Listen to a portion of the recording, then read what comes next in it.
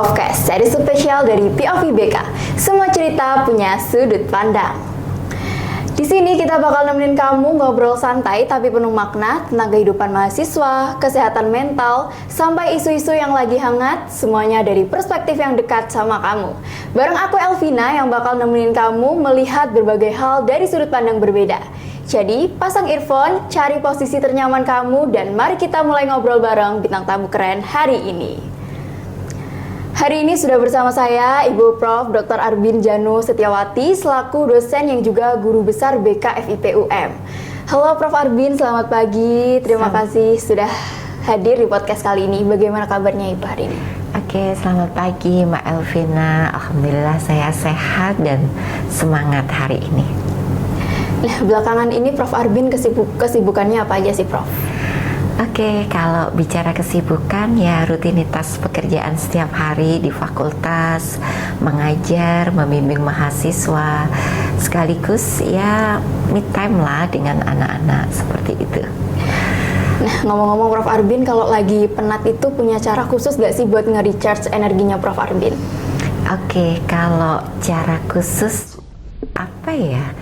Kalau bagi saya sendiri, ketika saya merasa penat, saya butuh semacam katarsis begitu ya. Saya biasanya suka merawat tanaman, kemudian saya coba sebentar off dari handphone saya, laptop saya coba lebih banyak koneksi secara kehidupan nyata dengan keluarga saya, kemudian dengan lingkungan di sekitar saya, kemudian saya suka baca buku-buku fisik seperti itu, sehingga sementara itu off dulu dari gadget seperti itu. Seperti itu ya Prof. Nah, di episode kali ini kita bakal ngobrol seru soal ilmu dan transformasi dalam rangka memperingati Hari Pendidikan Nasional yang jatuh setiap tanggal 2 Mei. Nah, momen ini tuh sebenarnya jadi pengingat buat kita semua kalau pendidikan itu bukan cuma sekedar rutinitas di dalam kelas, tapi sumber kekuatan dan cara kita naik kelas dalam kehidupan. Nah, di tengah gempuran dunia digital yang serba cepat, di mana semua materi itu tinggal belajar, tinggal scroll dan klik di medsos, cara kita belajar, mengajar, dan memaknai pendidikan pun jadi makin beragam. Nah, hari ini kita bakal membedah sebuah dilema pendidikan dulu versus sekarang bersama narasumber spesial kita. Nah, bagaimana Prof? Dalam peringatan Hadiknas ini, bagaimana Prof melihat perkembangan pendidikan di Indonesia dari dulu hingga sekarang? Oke, baik. Ketika kita bicara pendidikan di Indonesia ya, menurut saya pendidikan di Indonesia itu transformasinya luar biasa. Kita dulu pendidikan di era yang dulu, saya sempat mengalaminya juga, itu pendidikan itu lebih berpusat pada teacher center. Seperti itu. Kemudian dengan bergeraknya waktu, di mana kebutuhan semakin kompleks dan kesadaran akan pendidikan itu sendiri semakin meningkat, itu beralih kepada student center learning seperti itu. Dan di era sekarang ini semakin diperkuat ya pendidikan kita dengan kehadiran teknologi sebagai enablernya seperti itu. Nah, kita masih ingat ketika 4-5 tahun lalu di mana pandemi COVID-19 melanda negara kita dan juga hampir sebagian besar dunia. Di situ saya melihat COVID-19 itu sebagai katalisator ya, yang mempercepat transformasi pendidikan kita, di mana kita saat itu dipaksa betul ya untuk dalam hitungan minggu ya kita berubah dari pendidikan yang sifatnya tatap muka berbasis buku fisik, kemudian kita dipaksa untuk bagaimana kita beralih langsung kepada pendidikan yang memanfaatkan teknologi, sehingga perkuliahan, pembelajaran itu menjadi online. Kemudian kita memanfaatkan segala platform yang ada, LMS, untuk kita belajar seperti itu, sehingga luar biasa sekali transformasinya. Semacam, jadi pandemik itu semacam mesin waktu yang membantu kita untuk move lebih cepat kepada teknologi, pemanfaatan teknologi di dalam pendidikan kurang lebih ya semacam 5-10 tahun lebih cepat gitu ya, dipaksa lebih cepat seperti itu. Namun di satu sisi mulai dari pandemik sampai dengan hari ini akses pemerataan akses terhadap teknologi dan juga akses terhadap internet itu masih menjadi sebuah tantangan, karena kita tahu sendiri negara kita itu kan secara geografisnya begitu menantang ya, banyak sekali pulau-pulau yang terluar, terdepan, tertinggal, yang membuat kesenjangan antara akses teknologi dan juga internet itu antara daerah perkotaan Jakarta, Surabaya, Malang seperti itu dengan daerah 3T itu begitu besar kesenjangannya. Seperti itu, Prof. Nah, apa sih, Prof, kelebihannya pendidikan zaman dulu yang menurut Prof Arbin itu masih relevan hingga sekarang? Oke, pendidikan zaman dulu ya, era di mana saya dibesarkan ya, pendidikan zaman dahulu itu lebih menekankan pada kerja keras dan disiplin seperti itu, sehingga membentuk karakter yang tangguh, yang tahan banting. Dan kalau kita kembali pada era pendidikan sekarang, di era VUCA ini, karakter dan ketangguhan itu justru itu sekarang itu yang sangat dibutuhkan seperti itu. Selain itu, pendidikan di era dahulu itu juga sangat menghargai proses. Kita dulu tidak ada namanya belajar secara instan, bikin paper 1 jam atau bikin PPT hanya hitungan menit, karena ada banyak yang membantu kita seperti pemanfaatan AI, kemudian kita juga bisa belajar dari mana aja, sehingga siswa, mahasiswa itu belajarnya cenderung lebih instan. Kalau dulu kita itu betul-betul belajar itu by proses ya, sehingga pembelajaran itu menjadi lebih bermakna, kemudian lebih diingat ya, dan segala apa yang kita pelajari itu sifatnya lebih long lasting seperti itu. Sebaliknya, Prof, apa keunggulan pendidikan modern yang membuat peserta didik itu lebih siap menghadapi tantangan di saat ini? Oke, kalau kita bicara pendidikan modern ini luar biasa ya, dimana ketersediaan sumber daya yang dulu di era kami, sumber belajar itu hanyalah buku, teks fisik begitu ya, dan juga tapi sekarang ini mahasiswa dan murid itu bisa belajar dari berbagai macam sumber. Jadi tidak lagi terbatas pada guru dan juga buku teks fisik ya, tapi bisa belajar dari berbagai resources yang ada yang disediakan di dunia maya. Itu yang pertama. Yang kedua,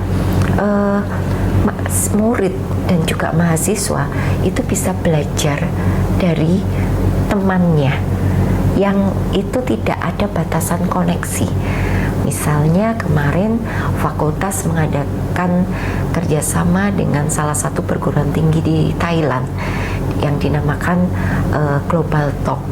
Di situ dalam satu forum online, mahasiswa dari berbagai negara bisa belajar bersama-sama. Mereka mendiskusikan isu-isu global yang ada. Seperti itu. Kemudian juga ketika kita bicara pendidikan di era sekarang ya, pendidikan di era sekarang itu mereka difasilitasi oleh teknologi yang luar biasa. Seperti itu.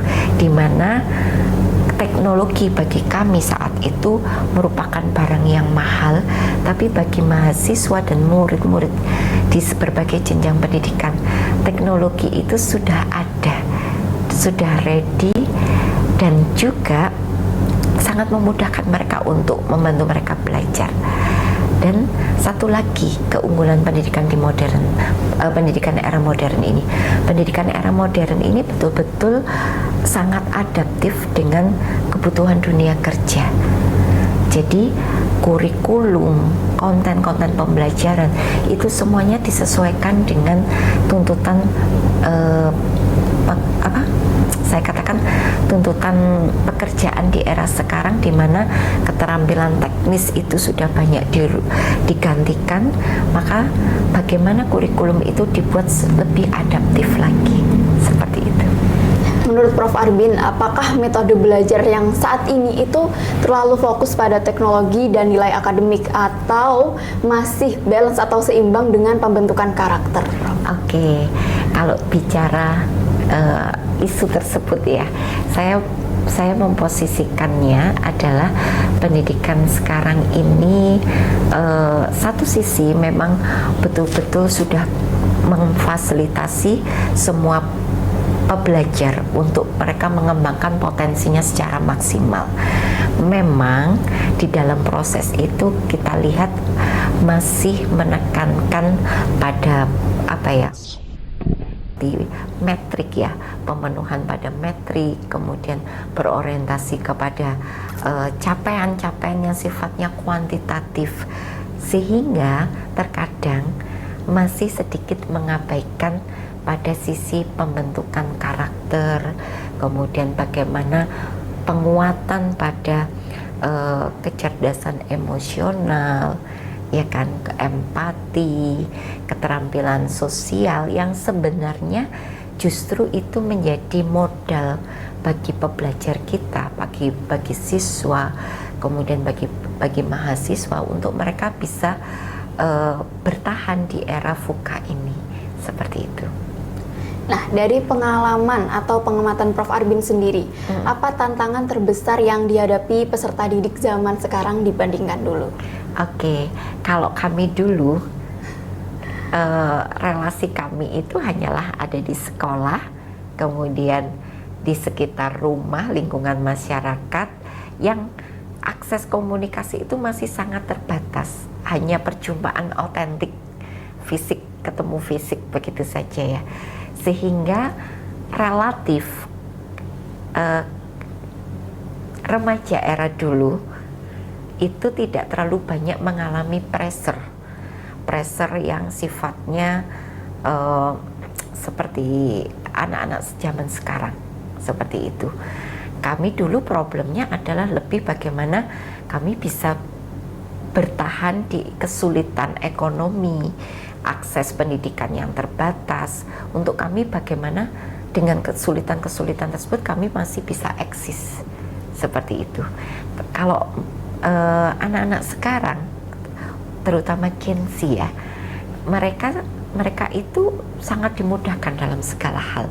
Tapi di balik kemudahan tersebut, mereka itu tantangannya adalah akses informasi yang terlalu luar biasa membanjiri mereka, yang kalau kita pelajari ternyata semua itu mereka sedang diperebutkan oleh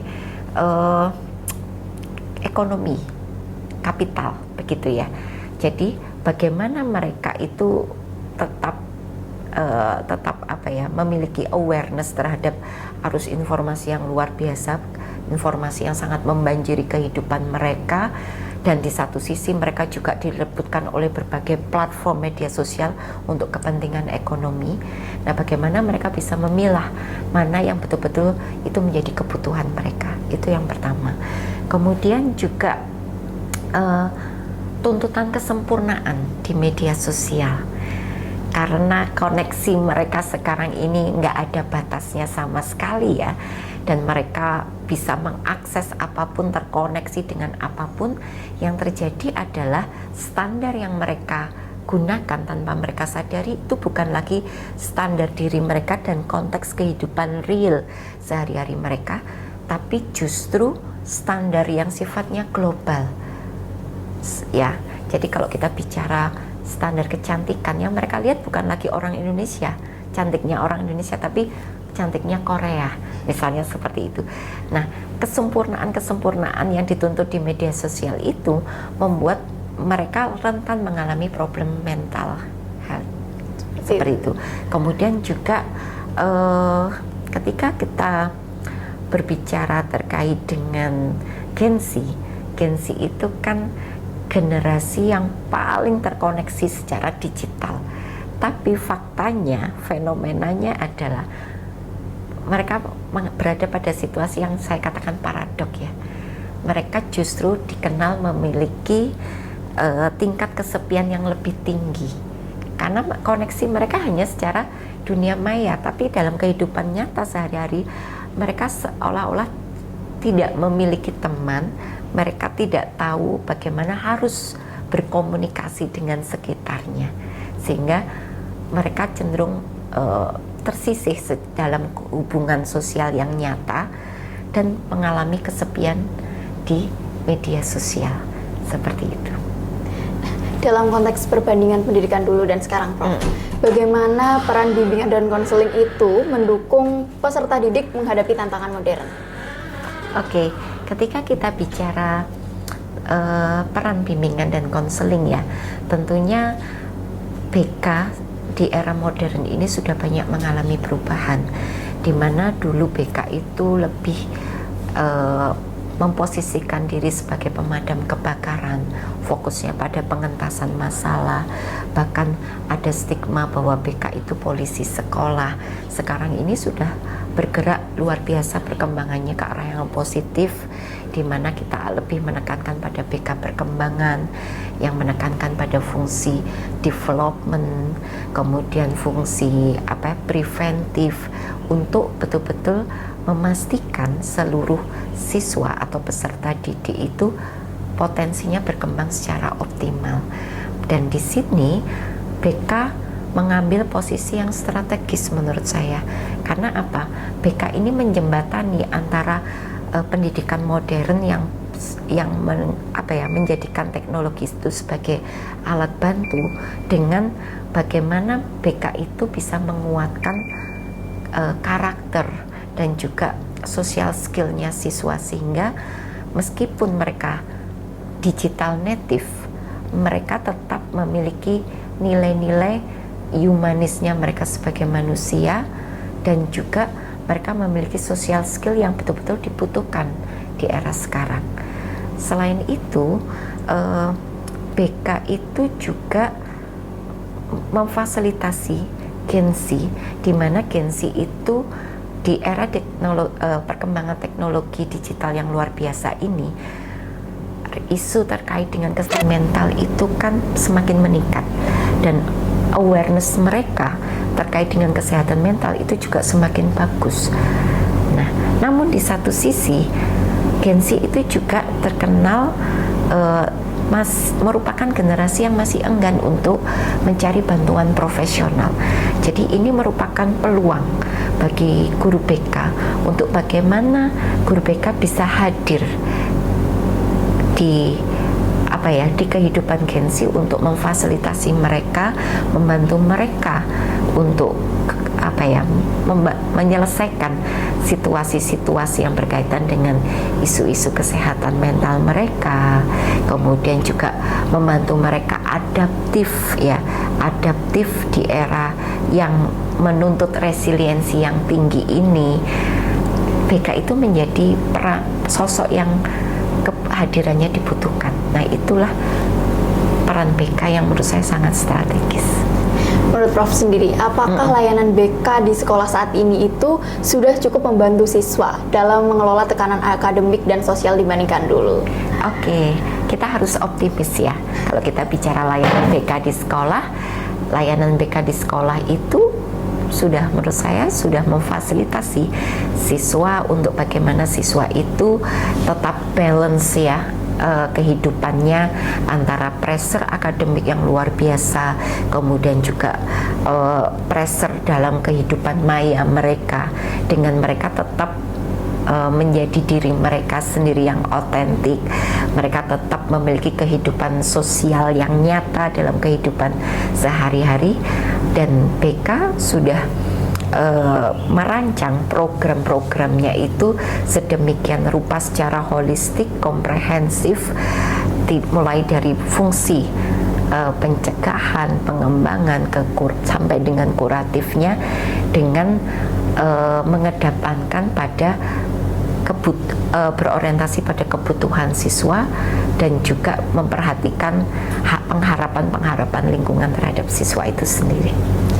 Bagaimana Prof. Arbin itu melihat pentingnya BK ini sebagai bagian dari pendidikan yang lengkap, bukan hanya sekedar mengajarkan pelajaran akademik, Prof? Oke, ketika kita bicara BK dan juga pendidikan, BK itu merupakan bagian integral dari pendidikan di Indonesia. Kita analogikan misalnya seperti handphone. Handphone ini barang yang canggih, tapi dia nggak akan bekerja kalau nggak ditanamkan sistem di dalamnya. Nah, BK itu adalah sistemnya, seperti itu. Jadi posisi BK itu sudah sangat tegas sekali ya dalam sistem pendidikan kita, bahwa BK itu bagian dari integral pendidikan di Indonesia. Dan ketika kita bicara tentang peran BK, BK itu menguatkan pada bagian dari pembentukan karakter dan juga pengembangan potensi siswa itu secara optimal. Bagaimana mungkin siswa itu akan berkembang potensinya dengan baik, akan memiliki prestasi akademik yang baik, kemudian mampu mengarahkan dirinya dalam kehidupan pribadi, sosial, belajar, dan karir dengan baik, jika siswa itu sendiri tidak mampu menavigasi dirinya dengan baik. Nah, yang akan membantu siswa menavigasi dirinya dengan baik itu adalah BK. Jadi antara administrasi, kemudian akademik, dan bimbingan dan konseling itu harus berjalan beriringan. Seperti itu. Sehingga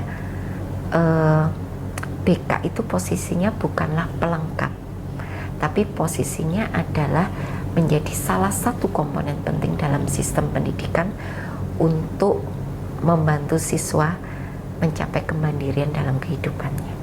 Jadi memang sistem pendidikan ini harus saling melengkapi ya, Prof, harus seimbang. Nah, apa harapan Prof. Arbin terhadap perkembangan pendidikan di Indonesia ke depannya, Prof?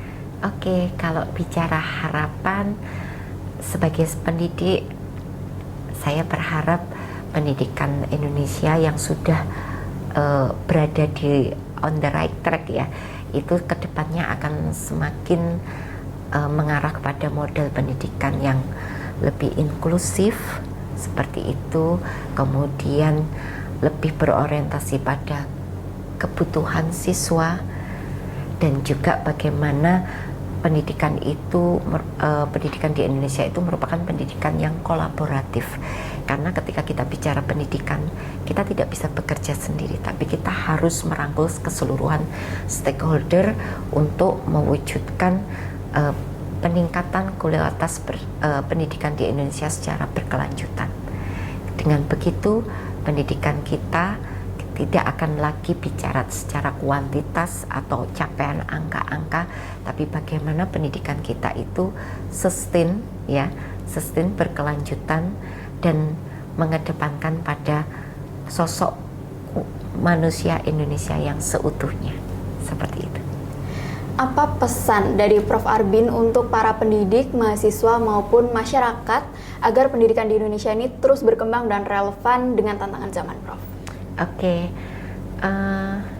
ini juga termasuk untuk diri saya sendiri ya. Ketika kita bicara bagaimana kita memandang pendidikan Indonesia sebagai pendidik dan juga sebagai orang tua juga, saya berharap semua stakeholder mulai dari masyarakat, pendidik, pemerhati pendidikan, dan juga siswa sendiri, kita harus optimis terhadap perkembangan pendidikan di Indonesia. Bagaimana kita saling bahu-membahu ya untuk kita mewujudkan pendidikan di Indonesia sesuai dengan porsi dan peran kita masing-masing. Kita sebagai pendidik, kita berikan yang terbaik ketika kita berinteraksi dengan siswa.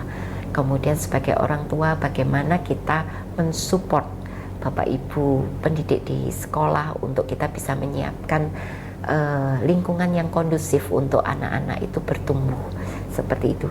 Dan sebagai siswa, bagaimana kita bisa memanfaatkan segala sumber daya yang ada, yang sudah difasilitasi oleh keluarga, sekolah, dan juga pemerintah termasuk masyarakat ini sebagai upaya kita untuk kita bisa mengembangkan potensi yang optimal dari masing-masing diri kita sendiri. Seperti itu. Terima kasih Prof. Arbin, luar biasa untuk narasumber kita hari ini.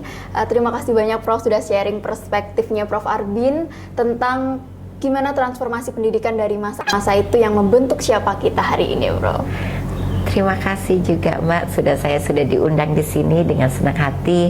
Kita berbagi dalam upaya untuk mewujudkan pendidikan di Indonesia yang lebih baik lagi. Nah, buat kamu yang lagi dengerin, semoga obrolan tadi itu jadi awal buat kamu lebih semangat lagi mengejar mimpi lewat jalur pendidikan apapun bentuknya. Ingat, perubahan besar dalam dunia pendidikan selalu dimulai dari satu rasa ingin tahu yang kecil.